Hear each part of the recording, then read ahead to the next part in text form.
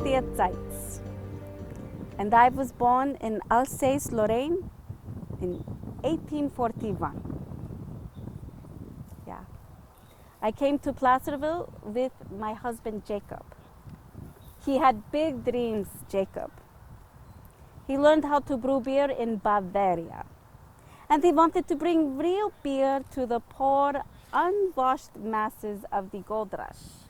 Trouble is, he missed the gold rush by about 10 years. By the time his brewery was built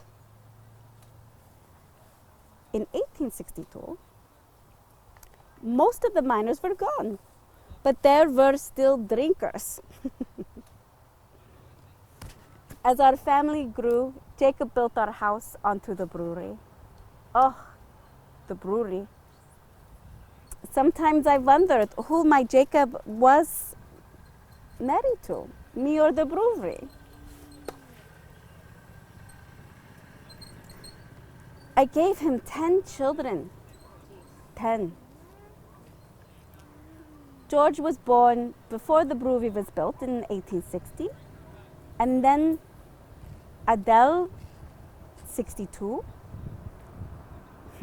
Jake in 64, Emma in 66, Eugenia in 68, Frederick, my little Freddie, in 1870, and Dorothea in 74. My God, she was a handful. I had a little break there. And then Robert was born in 77, Eddie in 79, and then finally my little Frank. He was born in 1881. I loved each and every one of them, each and every one. And I loved my Jacob too. We had some wonderful years together, my Jacob and I. We had a brewery that did well. We had a large house, comfortable house, and children everywhere you looked. We were not rich, but we had a roof over our heads, good food, and family. My Jacob. He really wanted to take the world by storm with his beer. And he didn't. The beer was good, yeah, but it wasn't winning any awards. I could tell my Jacob was getting restless. He wanted more recognition, more something.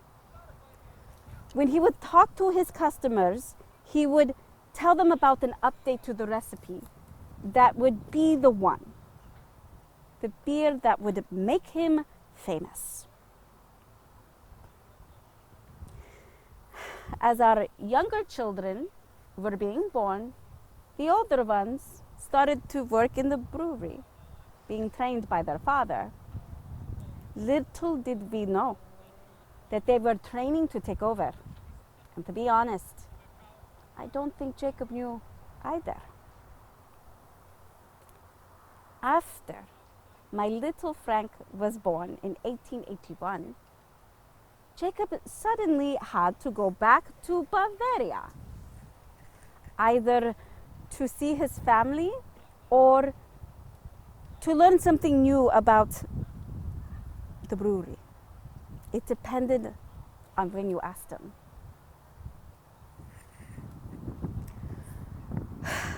I never heard from him again.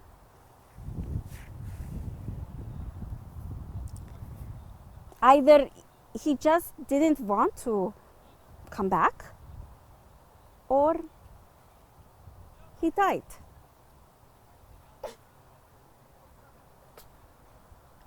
It did not matter. I was here. He was gone. We were here. I had the brood of children, and a business to tend to. My older boys, they worked and helped in the brewery, and I started to cook meals for the locals, the residents, in my dining room. I charged 25 cents a plate. Good food, good price. By this time, the brewery wasn't paying for itself anymore. But one thing we did have a lot of was rooms. So I shut down the brewery and I took in boarders. Eventually, I opened up a card room in the dining room. After dinner, the whole family pitched in to help. I had a fresh garden, large garden for fresh produce. I had cows, turkeys, chickens, and even a few geese. Yeah.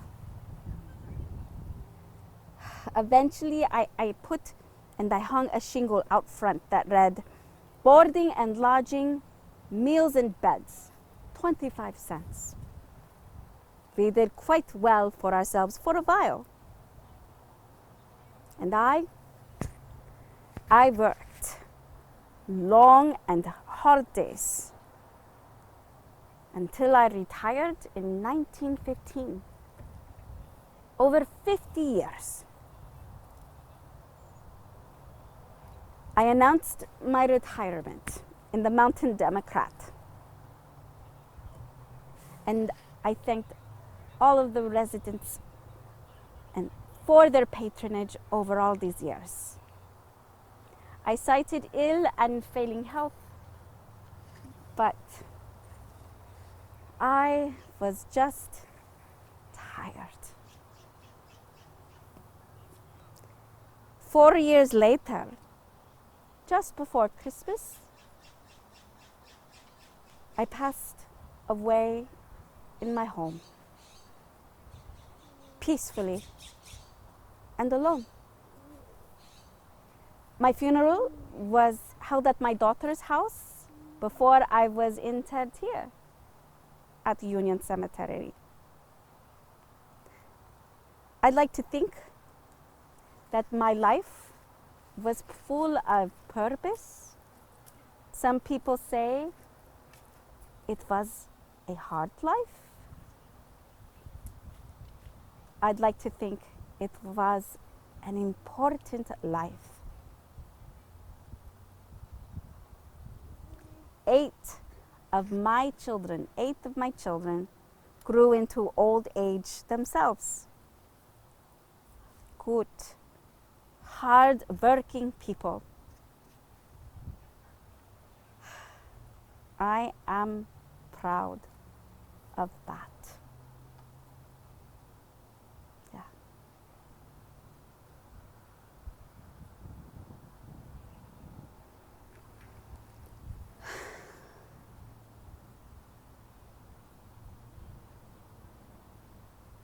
Thank you. What happened to your other 2 children? My other 2 children, Jake passed away in his 20s. He is buried right there. Injury from a fall. And the other young one in their youth, infancy.